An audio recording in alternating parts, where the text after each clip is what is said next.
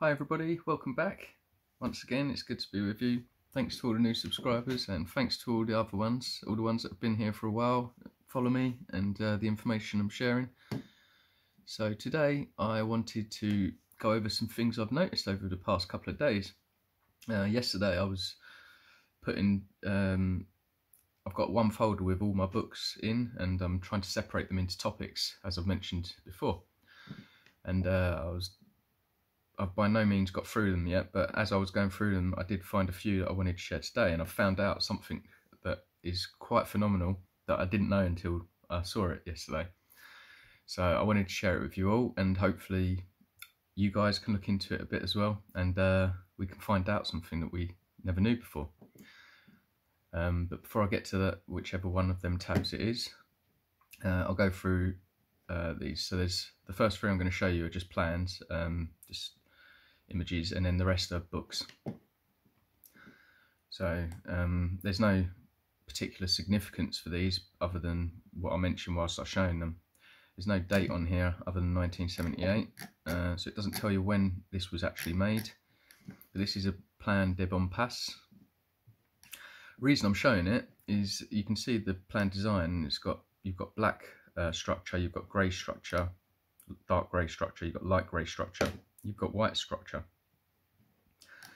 Now, one could think that this was drawn as a design for someone to use to build it with, but I was looking down here and realised that this is definitely not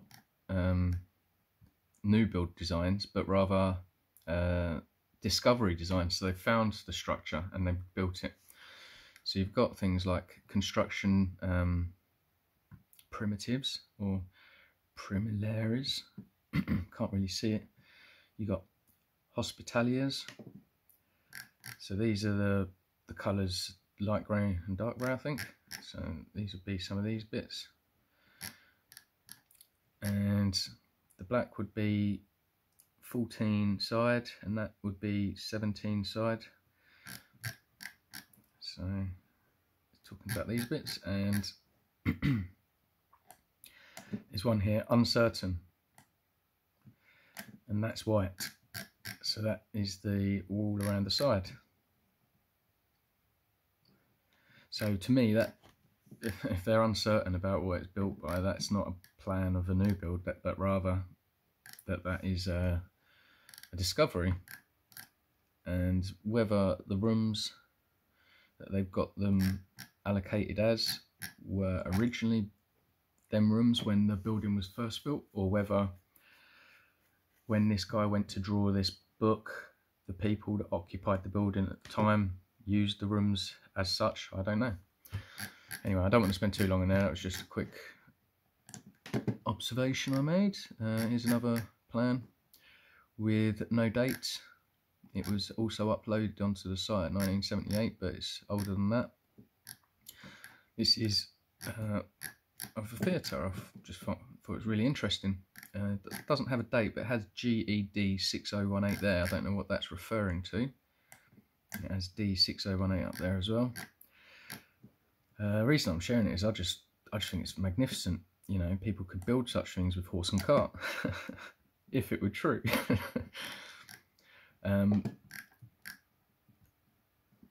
But one thing I did notice was mud flood. You see the mud flood and the destruction. So this isn't a plan, once again, of a new build, but of a discovery. And over here also, you've got the mud coming up here, the destruction of the wall here. So it's just another thing that I wanted to share. And the other plan is, I'll share this because I just thought it looked really awesome. Plan of the Hotel de Ville in Lyon. Once again, uploaded 1978. And no date for when it was, but I just found this magnificent. You've got obelisk at the front with a cross on top. It's magnificent that you've got your internal gardens. That even this one little section here is like a big house nowadays, you know. And when you built this all as one structure, to build separate parts like this, rather than having continuous roof slab level, the same level all the way around. You know, it takes a lot more to do the extra, and in current world, completely unnecessary when thoughts are based on profit, not on eloquence. Yeah, so I think that a lot of these that are built for people bigger than us, and basically them giants and bigger people, they lived longer lives and they needed structure that lasted the length of their lives, just like how today buildings are built to last 120 years, because they say that the length of a man, length of a life of a human is 120 years. So, and we're littler and weaker, so the materials we use nowadays are lighter and less strength in them. But another thing I noticed about this was what they're calling this front bit. They're calling it portal of Mason de Ville at Lyon. Now, today we think of a portal as somewhere where you would teleport, but is this talking about a portal where the sound would enter or exit? Who knows? But I'll share all these with you. All the links for all these will be in the description box below, so please do download and research as much as possible. So yeah, now we're getting into the books. This one is Illustrations of Private Architecture by these people from 1641. So yeah, so this is like window frames, door frames, and the like, and the designs are so magnificent. I mean, this is a window frame, but how many people would you find with even a mirror frame like this now? You know, it's just crazy. It's just so magnificent compared to what corporate entities and companies build today. You know, and it's got what's that there? 1038 on there for some reason.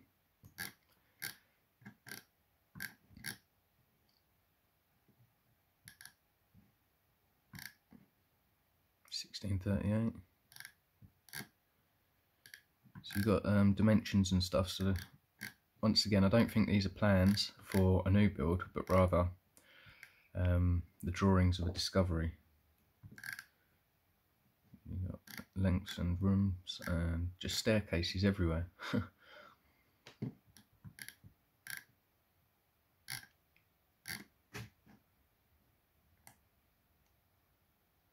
And then you've got this beautiful design of a fountain.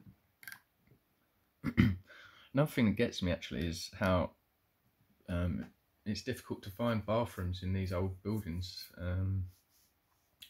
which I came to the conclusion that possibly it was because of the mud that's buried a lot of the buildings, that a lot of the water services in them times were on the ground floor and didn't necessarily pump up to higher levels. That being the case would have meant that you wouldn't need as much power. So then if you did use your building to generate power, you wouldn't need to bring in any excess energy from anywhere. You know, the level, if you had a low level of power coming from the building, then you wouldn't need to worry. But what gets me is the extravagance of the fountains that you see everywhere, and they're not there for people to wash in. You know, a lot of the fountains you see are just something beautiful to observe as you pass by. So there must have been bathrooms somewhere, you know, and I bet they were pretty extravagant as well. But here it's showing, I guess, the way the water sprays out. And I don't know, I could imagine that maybe spins around, and as the water sprays out, it hits the plates, and then it causes it to spin around more. And then there's these alchemic symbols in these circles here. And I suppose if you know what the symbols mean, you can work out what this is all about. But yeah, plans for a fountain. This one's on modern prisons, and like I've said probably 3 to 4 times already, I don't necessarily think that these are built designs for new builds, but discoveries. But the way corporate entities may have worked in the past before the industrial age of the early 1800s might have been in a manner that, how I'm showing you today, all these designs for window frames, door frames, columns, and even more things that we'll get to in a sec, that these are just magnificent. That these are possibly the way that companies worked in the past, that you wouldn't have a company that will hide the information of its own design and then go and build loads of them, and then another company will spring up that basically does the exact same thing. Maybe they found out the secret of the materials you use to build or whatever, but the way it is now is pretty much every company is pretty much the same. They're just slightly different in the way they do things, you know, and the people that are working for them. But in the olden days, maybe there was one artist that could design something like, I don't know, window frames really well, really magnificent. So he wrote a book and he put 50 designs in there. And then from there on out, anyone could buy that book and build according to what they read in that book. Does that make sense? And that could have been, I'm not saying it is, but that could have been the way that corporation built things in the past. I don't know. So yeah, this one's got a lot of text for the first half of the book, but then you get onto a couple of images. And sorry, I'll go back. On the title, it actually says that this is their construction and ventilation. And I was a bit skeptical at first, saying to myself, is this a new build or not? And I'm still not too certain, but there are things in here, details that kind of reflect that some of it might be a new build, but it's just still extreme for 150 years ago to be building a prison like to this extent, with a chapel in it with around 200 seats. I mean, how many people were they expecting to be in prison? And whether it was new build or if it was a repurposed building, I don't know. Most likely the latter. But they're using cast iron to build things, and they're showing typical details of plates and fastenings of the chapel stalls. So they're going into detail about irrelevant things. But this point of the heating and ventilation I found very interesting. Let's see if we can get some focus. So here you've got the building. At the bottom floor you've got these cylinders, and then you've got cold air flues running underneath them.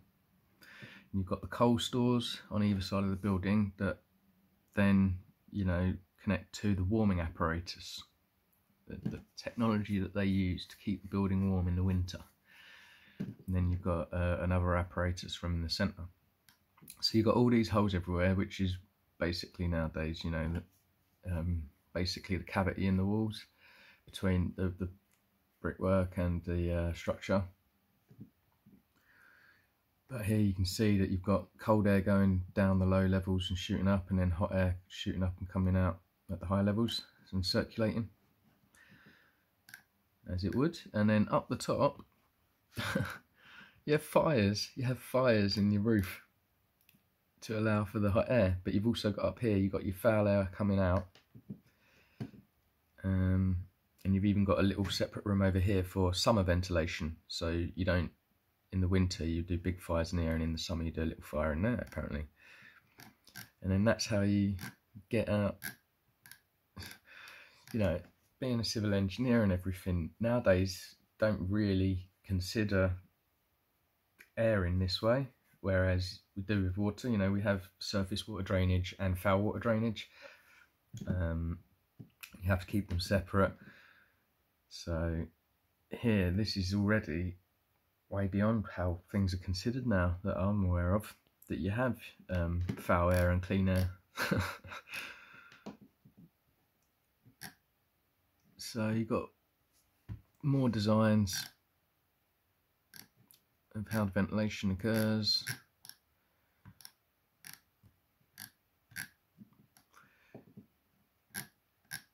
I don't want to actually spend too long on here, I haven't got that much time, but there's loads and loads of plans and designs. There's another bit somewhere that shows you how you get fresh air in through the windows, and it kind of shows how you have 3 panels. One will be attached to the bottom end of the window frame with a gap at the top. The central pane will be attached to the top with a gap at the bottom, and then the outer pane will be the same as the first pane. So you have like a zigzag gap through 3 panes of glass that can actually allow air in. I mean, if the prisoners knew that were going in there, they might have been able to use that to break out. Anyway, cracking on with these books. Architecture of Machinery. This one is one I wanted to talk about. An essay on propriety of form and proportion with a view to assist and improve design. So to help and make better designs rather than create them new. Excuse me. So yeah, there's something really magnificent in here that I wanted to bring up that I haven't heard anyone speak of yet.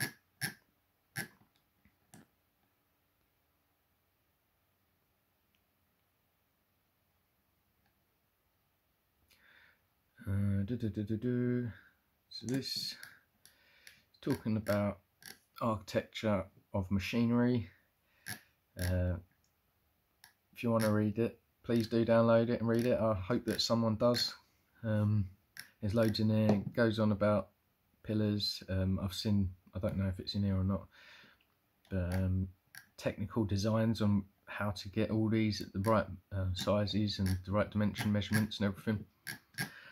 But we will get there in a sec. Click, click. Right, so now that's starting to look a bit different from what we're normally used to seeing, right? This is an engine. And to get on to a bit better.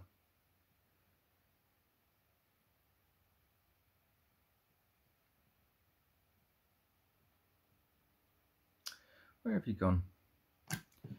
Yeah, so these are engines. And they hold different amounts of horsepower depending on their design. And it sounds strange, horsepower in a building frame. What on earth is that about? But yeah, and what happens is like there's vibrationary motion coming from where the engine point is, which is about here. And what it talks about is the resistance inclination towards the cylinder is evidently sufficient. So there's sufficient resistance there, and then down here, I don't know if it is this paragraph or not, but it was saying that these bits are more solid and hold it all in place, but the vibrations come from up here. And it's something to do with this extra bit here.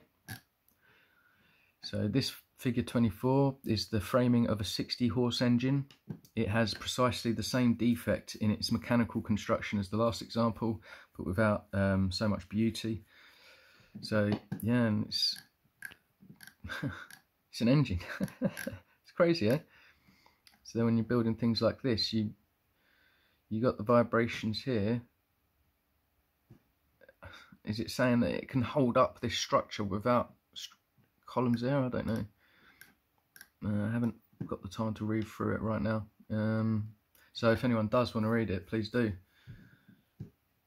But a frame of 110 horses power. Crazy. So that frame has got as much horsepower as a Fiesta, a Ford Fiesta. just shocked me when I saw it. And I don't know if I'm going to find it here and now, but it goes into about boats and ships of old and how they were built with such beauty, and that basically, you know how we see pictures of buildings with boats with buildings on and castles on. Well, these buildings that were on the boats had engines. They were engines. So just by having the building on the boat, you was creating horsepower for it. And to me, it's shocking. You know, so in a world like that where that's normal, to devise a plan to have engines that are separate from the building must have been quite something, eh? Yeah, so let's hang on, I've just got a big pen.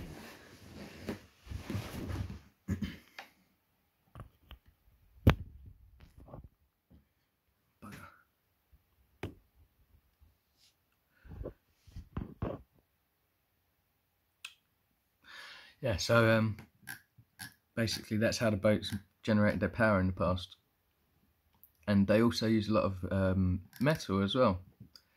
So the curved line of the latter is contrary to every statical law.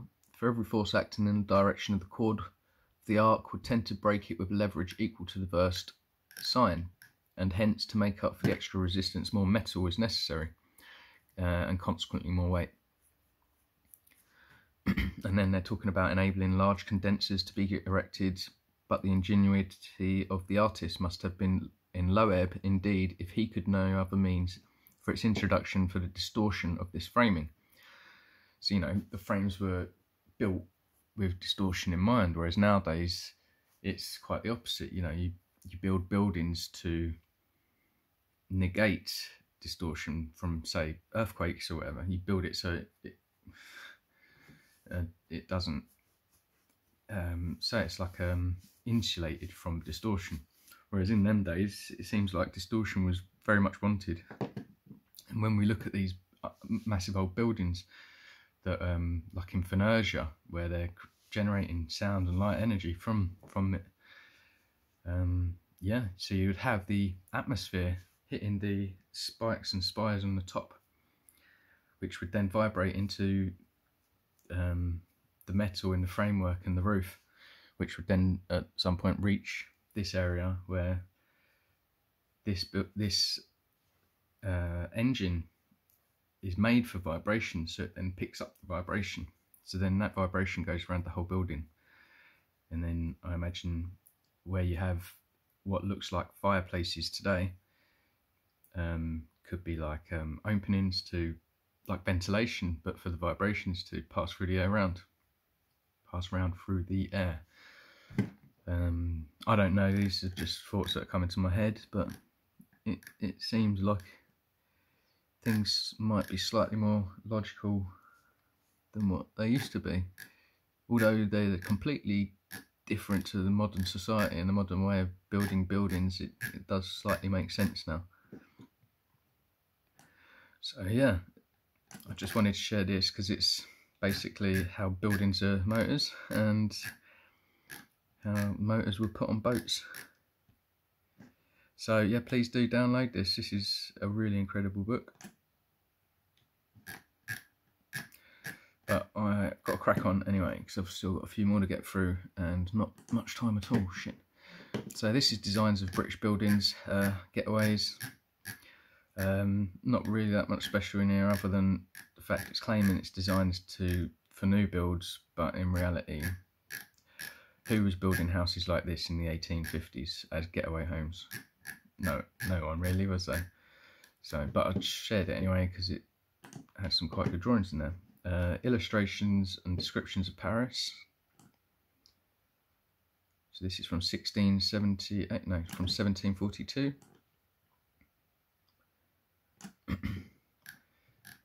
I know they're just hand drawings, but they show the extent of what things used to be like. Going through it quickly, look at the lengths of all the buildings they used to build in them days, just so magnificent and long, and just all connected everywhere with every bit of grass separated off. You've got other areas which you've got names of roads for places that have no buildings around them, quite clearly showing that there's been a reset before this date, and a lot of the structures were taken out then, and quite possibly the favourites were kept, or you know, the ones that weren't too damaged, they were kept. This, you'll see if you go through this book more, that this is a little island in a stretch of river with two mainlands either side. And what you can see here is the bridges are like what the Bridge of London used to be like. They've got buildings on them, even, you know, a Y-shaped change in direction. Just truly magnificent, and you don't see anything like that anymore. In fact, you know, the London Bridge was, all the houses were knocked down few hundred years ago, so it just looked like a standard bridge. So here's another point where you've got a map. We've got all these street names with no buildings on them, and you just have a couple of buildings and then bridge with buildings on it. Here is discoveries drawn out, not new builds, because you wouldn't build stones with cracks and half done bits, you know. But it just shows the extent of the kind of work that they were doing on stone back then. And you can see when things were built that not a single point was left undetailed, and if it was a part of the detail. It's just so much effort gone into every piece of it. You've got your little bells up there, so you have the atmosphere vibrating in the portal, the bells shaking, and you'd have all this chiming, just like you have in your back door chimes that collect make noise from the wind nowadays. But these would have been probably harmonious bells, all at a different thickness or size to create different frequency, and you'd have beautiful frequencies running through. Loads of designs here, loads of maps of half destroyed towns where you've got names of roads and no buildings anywhere in between. So I don't have much time, like I said, so I'll just scroll through quickly. You get bigger maps like this, and you can just see the landscaping is just phenomenal. You've got all these massive length buildings everywhere, and then you've got double rows of trees going the whole length. You've got all this landscaping, I guess farming, and you've got whole sections of trees, whereas nowadays you don't really have that. Not like that anyway. Just beautiful designs, more half destroyed places. It goes on, and you get bigger places as well. But they're all named, all the buildings that you see and all the stuff they find in each of the buildings. So to me, it's possible that they are real, or they were real. Plan description, it's not just someone fantasizing that all this existed. Just really magnificent stuff.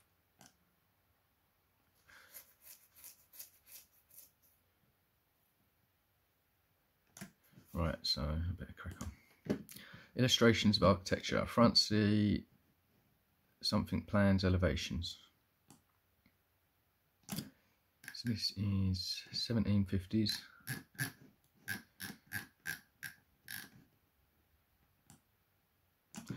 In France, so yeah, French architecture, there was pyramids circled by obelisks with, what's that, an all-seeing eye with eyelashes?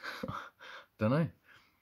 And you've got larger than man-sized sculptures on the roof. I can't read French, so I can't say anything about that, but it does appear that this goes into designs of how things work, how things were built, and get the curves and the lengths and the dimensions, and even the names for the different top parts, which barely look any different from each other, pretty much almost exactly the same. But the fact that they have such different names for such minor differences, you know, the detail that they must have gone into that we don't even consider, is just crazy.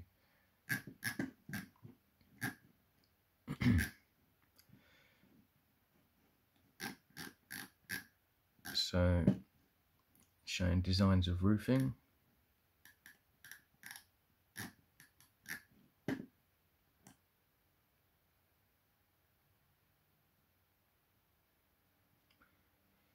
I've gone past some. So yeah, that's like some of the strange shaped roofs that you do see.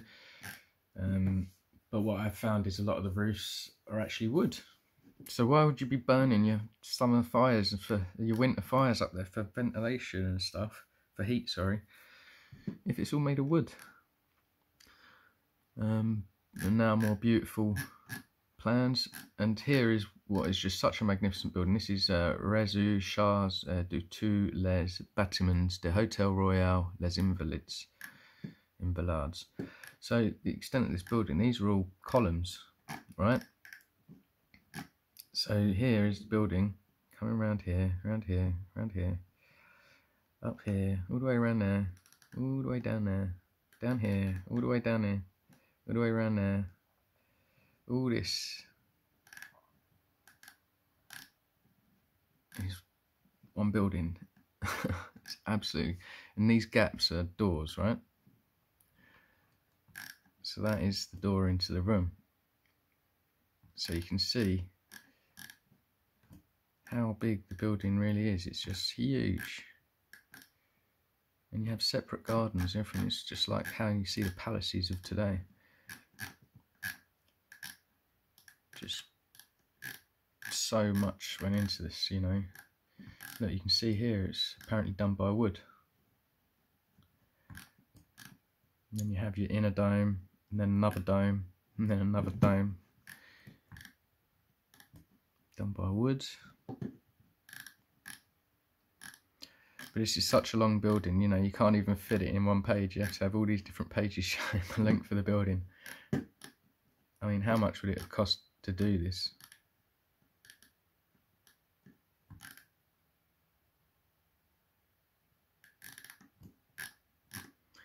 So there's another one for you. I've got, I don't think I'm going to get onto the last one. Shoot. America. Photos, really fascinating stuff. Kept finding things on here that I wanted to check out, like when was that put there according to history. It turns out that this book was made 10 years after Google says that that was put there, so I couldn't say, aha, I caught you out. Then there was another bit, there was look how smart everyone looks. Everyone's so smart and tidy 100 years ago with all these beautiful buildings, and now look at the world. Can't tell if that's real or not, but it's just pure white on its own grounding. There was another bit where I saw what looked like a really modern tram, and then I checked, and yeah, trams apparently 10 years before that picture was made were regular. So yeah, just some pictures there with drawings as well, but just some magnificent stuff, really magnificent, that don't exist anymore.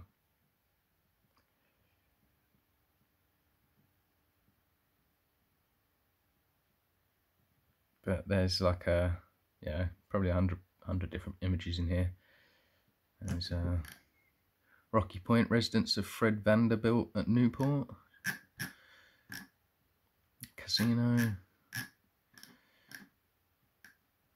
Ancient architecture, you know, loads of stuff. So, cracking on, because I've only got about 7 minutes. Oh, bugger, I wanted to spend most of this video on that one tab there. Magazine of Architecture, Perspective and Culture. So this goes on about designs of building things, basically. Even like sculptures and stuff. It goes on how you design with people, how you do the columns and the angles you get, the lengths. Quite a lot of detail about all of it. How you design all this internal artistic stuff. All the different types of patterns you can have. Really interesting book. Gives you lengths of obelisks and stuff. I'm sure if you read it, it might give you some more information about what all the stuff is for as well, but I haven't had the time to look into it. Look at them staircases in that design. Yeah, so it's just a really in-depth book that I haven't had time to look at yet, but I wanted to share also. And this one, this book's like 916 pages long.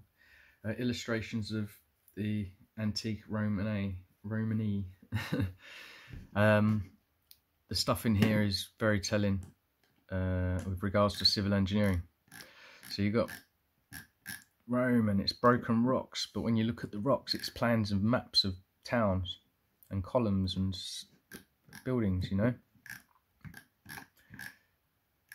So that's just saying that Rome was founded on a reset as well.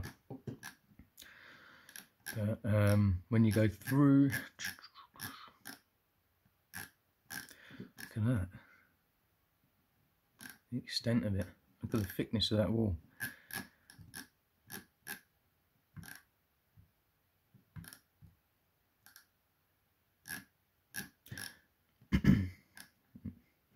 Right, so yeah, scrolling down on 900 pages don't work so well. You end up scrolling like lots of pages at once and then struggling to find where you're going. So yeah, all these buildings are all for giants. I know they're drawings, but this building does still exist.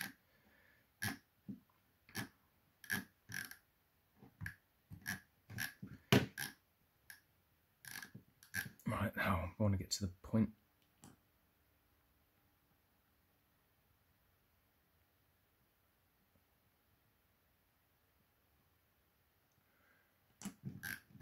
So you've got here designs, quite magnificent ones.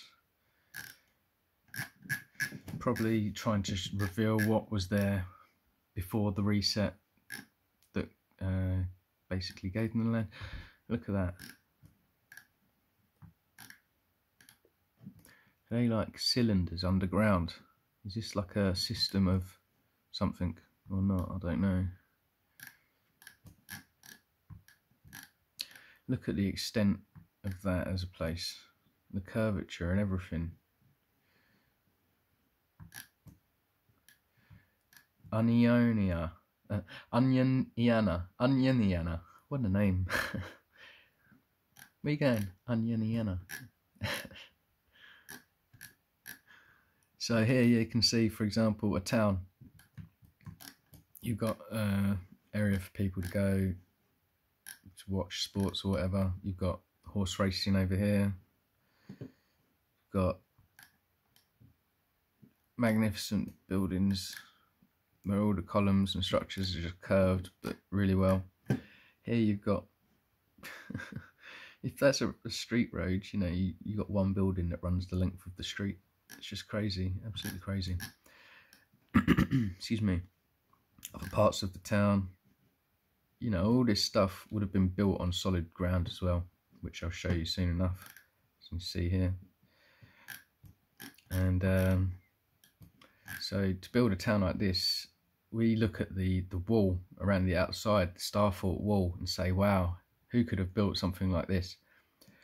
But when I show you what was built on the inside of the wall before the city could be built, that's another wow entirely. So let's get forward a bit.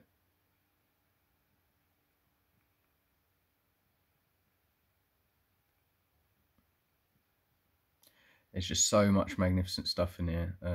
I would happily have done a whole video on this itself. So this is where we're getting into saying, look, this is mud flooded. This is what's existing underground, under the mud. And crikey, I want to get onto it. So remember, anyone seen in Ireland these hexagonal things? Giant's Causeway. I think it was just a part of how they used to build. Come on, where are you? Look at all that flooring and staring, just so beautiful.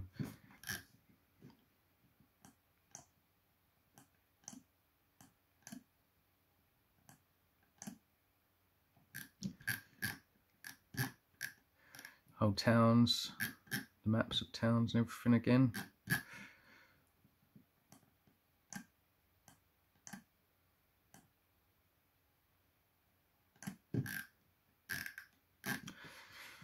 Right, so I was basically going to show you the groundworks involved in order to put the city there. But I'm struggling to find the groundworks. Have I gone past it already?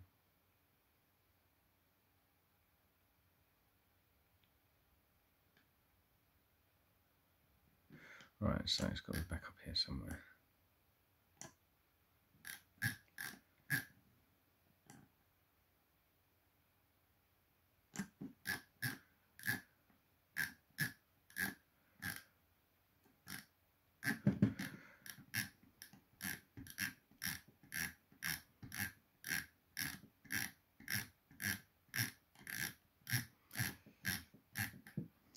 No.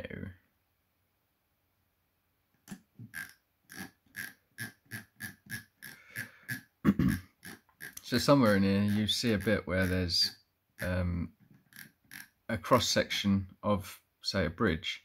See, is that a real place that existed once with all these obelisks in a line, and then you, I don't know, and then all this art around the side?